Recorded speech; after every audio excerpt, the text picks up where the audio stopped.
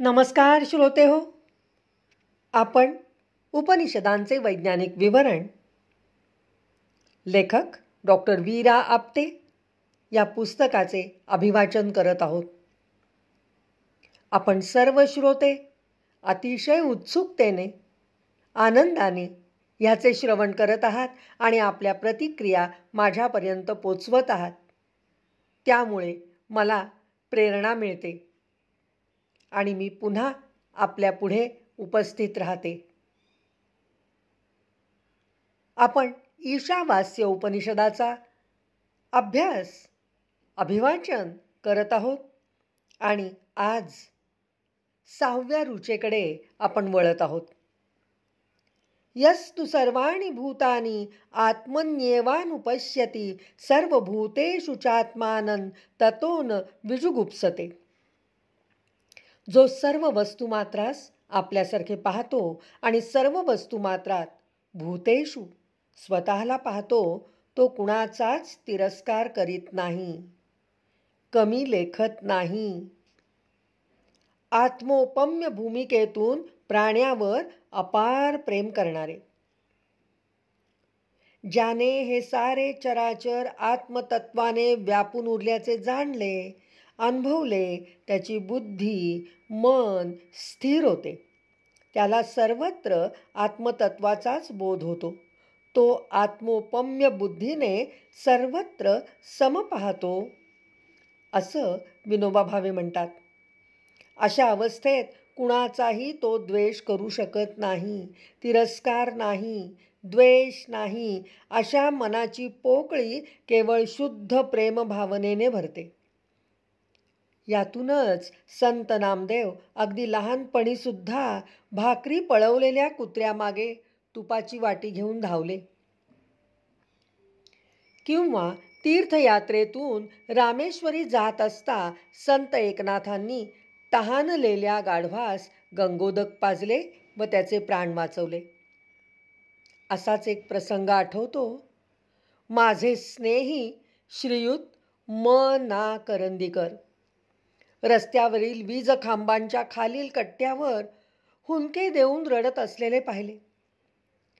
त्यांना काही बरे नाही का असे विचारले तेव्हा ते आपल्या भावना आवरत म्हणाले, त्या कुत्र्याला त्या माणसाने काठीने फार मारले.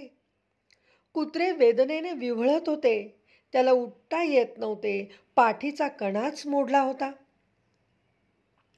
कुत्र्याचा अपराधही नव्हता. त्याच्या सहवेदनेने करंदीकरांचे अंतःकरण द्रवले, घायाळ झाले, हुंदके आवरेनात व शेवटी कळवळून रडू लागले. काय ह्या सहभावना व मुक्या प्राण्यावरील प्रेम! हीच ती सर्वत्र आत्मतत्व असल्याची खूण. ही जो अनुभवतो त्याचे अंतःकरण वरील प्रमाणे करुण बनते. अद्वेष्टा सर्वभूतानां मैत्रः करुण एवच. अवघ्या 7-8 वर्षाच्या संत मुक्ताईला श्री संत ज्ञानेश्वरांच्या सहवासाने व कृपाप्रसादाने स्थितप्रज्ञ होता आले. तिची बुद्धी व मन केव्हाही स्थिर होऊ शकत असे. ती स्थिरमती एका अभंगात लिहिते, दर्या झाडे झुडे खोरी सरोवरे झाली ब्रह्मरूप, माणसे मुंग्या हत्ती झाली ब्रह्मरूप. शुकमहर्षी अरण्याशी एवढे समरस झाले की त्यांना विचारलेल्या प्रश्नांची उत्तरे अरण्यातील झाडे वेली देऊ लागली. संत तुकाराम महाराज लिहितात, वृक्षवल्ली आम्हा सोय रे वनचरे. सर्वत्र ब्रह्मरूप ईशाचा अनुभव मिळाल्यावर द्वेषभावना जाऊन शुद्ध प्रेमभावनाच निर्माण होते. वन्यजीव निर्जीवाशी नवे नाते निर्माण होते. 6व्या रुचेत काही संतांचे अनमोल शब्द लिहिले आहेत, ते वाचून सर्वभूतेषु चात्मानं या ओळीचा अर्थ स्पष्ट होईलच. आता यामागचे थोडे विज्ञान समजून घेऊया. या देहातील पेशींमधून, त्यातील केंद्रकामधून त्यांचे रेणू अणू परमाणू यामध्ये इलेक्ट्रॉन प्रोटॉन, न्यूट्रॉन आणि असेच काही सूक्ष्मतम कण भरून आहेत. तेच इतर प्राण्यांच्या देहात असून वनस्पती, जलचर अथवा सर्व निर्जीव पदार्थ, टेबल, फॅन, खुर्ची यांच्यामध्ये हेच तत्व भरले आहे. त्याला उपनिषदकारांनी ईश म्हटले एवढेच. नाव काय यापेक्षा जे आहे तेच सर्व ठिकाणी भरून आहे. मार्कोनी शास्त्रज्ञासुद्धा इतर शास्त्रज्ञ हे मानतात. नव्हे, त्यांना भाग पडते, कारण ती वस्तुस्थिती आहे, सत्य आहे. यस्मिन् सर्वाणि भूतानि आत्मैवाभूत विजानतः तत्र को मोह कशोक एकत्वम अनुपश्यतः. याचा अर्थ असा, सर्वत्र आत्मतत्व आहे व आपल्यातही तेच आहे. साधनेने साधकाला हाच अनुभव येतो. अशा स्थितीत त्याला मोह पडत नाही व शोकही होत नाही, कारण तो साधक अभेद असा एकत्वाचा, एकरूपतेचा अनुभव सातत्याने घेत असतो. वासनेमुळे शोक व मोह होतो. ज्ञानाने आत्मतत्व जाणले तर शोक, मोह त्याला स्पर्श करू शकत नाहीत. सर्व प्राणी मात्र माझ्यात आहेत असे म्हणून तो साधक सर्वांचाच आत्मा होतो. मग त्या साधकाला शोक, मोहाने होणारी भावनेची खळबळ वा जाणीव त्रास देत नाही. संसारी माणसांना सुद्धा हा अनुभव येतो. पती पत्नींमध्ये एकरूपता असेल तर पतीने आवडीने भोजन केल्यावर पत्नीसाठी काही थोडेच उरले तर तेवढेच समाधान मानून ती खाते. अर्धपोटी असून आनंदी असते. नवऱ्यास उशी व स्वतःला जात्याचे पेड उशाला. या वेळच्या संयमामुळे ती सुखी असते. पतीच्या सुखात आपले सुख ती पाहते. आदर्श पतिपत्नी म्हणून श्रीराम व सौ सीतादेवी सांगता येईल. अयोध्येस परत आल्यावर लक्ष्मणाला सांगून श्रीरामाने सीतेस वनात पाठवले. रामाने विचार केला, ती काय खाईल, कशी झोपेल, म्हणून स्वतः मुळे फळे खाऊन मंचक गाद्या गिरद्यांचा त्याग करून जमिनीवर अंथरूण घातले व तसा तो राजवाड्यात झोपला.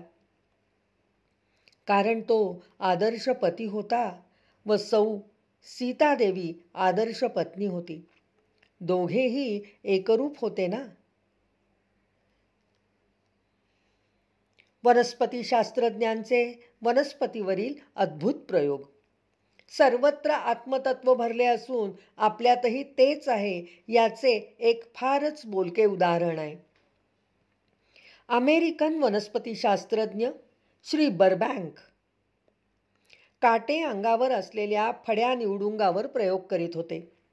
रोज त्या निवडुंगासमोर उभे राहत व म्हणत, निश्चित विश्वास ठेवा, मी तुमचे संरक्षण करीन. तुम्हाला काट्याची आवश्यकता नाही. मनातली भीती काढून टाका व अंगावरील काटेही. रोजच्या अशा आश्वासक शब्दांनी त्या काटेयुक्त फड्यांनी काटे तर काढून टाकले, पण त्या उंचवट्यावर नवी हिरवी त्वचा साल आणली. हा सारा 2 महिन्यांचा प्रयोग. आत्म्याची भाषा आत्म्याला समजली व वनस्पतीशी एकरूप झालेले श्रीयुत बर्बँक वरील प्रयोग करण्यात यशस्वी झाले. यातच त्यांचे मोठेपण आहे. ज्याला आत्मज्ञान झाले त्याला शोक व मोह होत नाही. याचे एक सुंदर मनोज्ञ उदाहरण सांगण्याजोगे आहे. गणेशखिंड पुणे येथे जे विद्यापीठ आहे त्याच्या रजिस्ट्रार अधिकाऱ्यांची हकीकत आहे. सकाळची 7ची वेळ. त्यांना भेटावयास एक विद्यापीठाचे अधिकारी आले. बेल वाजवली. दरवाजा उघडला. 20-25 मिनिटे काही प्रश्नांवर मोकळेपणी चर्चा झाली. त्यानंतर रजिस्ट्रार म्हणाले, कृपया मला रजा द्याल काय? माझे थोरले चिरंजीव भास्कर आज सकाळी 6 वाजता वारले व ते तशाच अवस्थेत माडीवर आहेत. मला त्यांचे जवळ बसणे आवश्यक आहे. तो मनाचा समतोलपणा पाहून आलेले अधिकारी फारच खजील झाले व त्यांची क्षमा मागून त्यांनी काढता पाय घेतला. मृत्यूचे खरे ज्ञान झाल्याने येथे शोकाला स्थान नव्हते. याचे मी तरी अधिक स्पष्टीकरण काय करणार? सपर्यगात शुक्रमकायमव्रणम अस्नाविरम शुद्धा पापविद्धम कविर मनीषी परिभू स्वयंभू यथा तथ्यतः अर्थान व्यदधात शाश्वतीभ्यः समाभ्यः. ईशाचे अनेक गुणांनी वर्णन येथे केले आहे व तो ईश अधिकतेने समजून देण्याचा प्रयत्न केला आहे. तो सर्वव्यापी आहे, तेजःपुंज आहे, स्थूल वा सूक्ष्म शरीर नसलेला, त्यामुळे स्नायू शिरा अस्थि नसलेला, त्यामुळेच व्रण न होणारा, शुद्ध म्हणजेच मलविरहित, पापापासून दूर, सर्व ज्ञान असलेला, सर्वांचा पराभव करणारा, स्वतःपासून जन्मणारा, स्वयंभू व सर्व वस्तूंचे अनंत काल नियमन करणारा असा तो ईश आहे. तो ईश सर्वव्यापी आहे. आज या मंत्र रुचेपर्यंत आपण पाहिले आहे. संतांनाही याची अनुभूती येते. निळोबा राय संत आपला अनुभव लिहितात. जाणे येणे नाही तुम्हा कदा काळी असा भूमंडळी व्यापुनी या. जाणे येणे नाही तुम्हा कदा काळी. स्वामी स्वरूपानंद आपली अनुभूती सांगतात. विश्वी विश्वंभर हरिरूप चराचर. विश्वी विश्वंभर हरिरूप चराचर. हरिपासी हरि दूर. हरिपासी हरि दूर. हरि अंतरी बाहेर. हरि सान हरि थोर. हरि रूप नारी नर. विश्वी विश्वंभर हरि रूप चराचर. औरंगजेब बादशहाची बहीण झिनतुन्निसा दिल्लीतल्या शाही बागेत गुलाब फुलांच्या सान्निध्यात रमत असे. तिने गुलाबाच्या फुलांचे अत्तर करण्याची पद्धत शोधली. तिने गुलाबावर कलम करून एका झाडाला अनेक रंगाची फुले लागणारी गुलाब झाडे निर्माण केली. निसर्गाची जवळीक केल्याने त्यातील ब्रह्म तिला समजले. अल्फान्सो व फर्नांडिस या पोर्तुगीज शास्त्रज्ञांनी हापूस व फर्नाद या अप्रतिम जाती शोधल्या. गोव्यात हे प्रयोग झाले. तसेच रत्नागिरीत कोय नसलेले आम्रफल शोधण्यात एका ब्राह्मण शास्त्रज्ञाला नुकतेच यश आले आहे. यात निसर्गातील गुढे या निसर्गावरील प्रेमानेच त्यांना मिळाली. ब्रह्मच समजले असे ज्ञान मिळायला आईन्स्टाईनला, मार्कोनीला केस पिकवावे लागले. वयाची 60-65 उलटावी लागली. एवढे मात्र खरे की मुक्ताईला ज्ञानदेव परीस मिळाले. त्यामुळे तिचेही परीस बनले. ते चांगदेवाला उपयोगी पडले. असो, या साऱ्या संतांच्या मानाने माझे अनुभव, माझे वाचन, माझे ईश्वरचिंतन नगण्य होय. ईश म्हणजे अनंत ब्रह्मांडातील अनंत सूर्यांचा निर्माता. तेजखनीच सप्तधातूचे म्हणजे रस रक्त मांस मेद अस्थि मज्जा शुक्र अत्यंत विकसित स्वरूप म्हणजे शुक्र आहे. शुक्र तारा जसा उत्तर रात्री एकमेव आकाशात तेजाने तळपत असावा तसे तेज ईशाचे. सर्व रत्ने हिरे माणके पाचू याचेही तेज त्याचेच. सुंदर सुवासिक फुलांचे टवटवणारे सुगंधित तेज गुलाब, मोगरा आकृष्ट करणारे तेज. इतकेच काय, तारुण्यातील नरनारीचे तेजही त्या ईशाचेच होय. तेजोनिधीच केवळ. तो अकाय आहे. त्याला शरीर वा देह नाही. शरीर श्रुधातू. धातू म्हणजे संस्कृतमध्ये क्रियापद या अर्थाने घेतले जाते. श्रुधातू अर्थ नाश पावणे. देह हा धातू, अर्थ नाश पावणे. त्याला शरीर नाही म्हणून जन्म नाही. नाश म्हणजे मृत्यू नाही, त्याला जखम नाही, इन्फेक्शन नाही. तो अमळ आहे म्हणून अतिशय शुद्ध आहे. त्याला देह नाही म्हणून शिरा, स्नायू, अस्थी नाहीत. पापापासून त्याला काहीही अपाय नाही, कारण दुष्कर्म असेल तरच पाप होईल. त्याचा, ईशाचा कर्माशी संबंध नाही. तो पूर्ण ज्ञानी आहे. भूत, वर्तमान, भविष्य याचे संपूर्ण ज्ञान त्याला आहे, कारण तो सत्य, केवळ सत्य आहे. तो ज्ञानी आहे म्हणून कवी. तो ईश मनीषी म्हणून विचारी आहे. त्यांनी ही जी महाप्रचंड ब्रह्मांडे निर्मिली आहेत त्यामध्ये पूर्ण विचारीपणा आहे. कोणी म्हणतात हा पोरखेळ आहे, पण मला स्पष्टपणे वाटते की हे विचारवंताचे कार्य आहे. तो सर्वोत्तम सर्जनकर्ता, निर्माता, दिग्दर्शक, नट, अभियंता, रचनाकार, काव्य, नाट्य, शास्त्र आदींचे मूळ स्रोत आहे. अनादी निर्मळ वेदांचे जे मूळ परब्रह्म सोज्वळ विटेवरी. संत चोखा महाराज यांनी या ज्ञानी विचारी ईशाचे वर्णन असे केले म्हणून मला वाटते. पोरेही खेळती, डावही मोडोती, टाकून या जाती आपुल्या घरा, असं संत नरहरी म्हणतात. पण मला हे पटत नाही, कारण ईश हे ज्ञान सूर्य आहे. येथे पोरकटपणाला वाव नाही. ब्रह्मांडाच्या या निर्मितीमागे ईश या तत्वाने ज्या पद्धतीने विचार, ज्ञान उभे केले ते पाहता यामागे संकल्प व हेतू हे पूर्ण स्वरूपात दिसतात. म्हणून तो ईश ज्ञानी विचारी आहेच. या कार्याकडे पाहिले तर त्याच्या सामर्थ्याची कल्पना करता येईल. नव्हे, कल्पना करताच येणार नाही हेच खरे. कारण हे सामान्य सामर्थ्य नव्हे, अमर्याद आहे. कोणाच्याही सामर्थ्याचा पार येथे तुलनेला सुद्धा पुरणार नाही. त्याचा पराभवच होईल.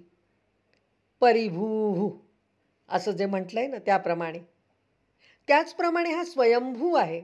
स्वतःहून निर्माण झालेला व स्वतःपासून निर्माण झालेला. नुसत्या इच्छेने एकाचा अनेक होणे व सर्व स्वरूपात असा तो सामावला, म्हणून तो स्वयंभू होय.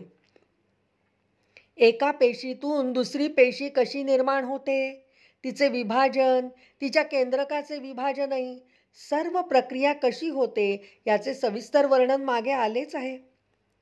पूर्णस्य पूर्णमादाय पूर्णमेवावशिष्यते शांतिमंत्रामध्ये. यावरूनच ब्रह्म स्वतःपासून स्वतःच कसे निर्माण होते हे समजेल. ब्रह्मांडातील लहान मोठ्या सर्वच वस्तूचे आकार, माप व इतर गुण, घडण जसे पाहिजे तसेच आहे. यावरून हे सर्व घडविणारा मोठाच आर्किटेक्ट असला पाहिजे. अनंत कालापासून जडणघडण होऊन वस्तू बनलेल्या आहेत व अनंत कालासाठी त्या घडत जाणार आहेत. यामागे पूर्णतः ज्ञान, कला, शास्त्र यांचे अत्यंत विकसित स्वरूप पाहावयास मिळते. त्याचे वर्णन यथातथ्य या एकाच शब्दाने करता येईल. तो ईश अनादी, अनंत व शाश्वत चिरंतन आहे. यापरते काय लिहावे, म्हणून इथेच विरमतो. ओम शांती शांती शांती.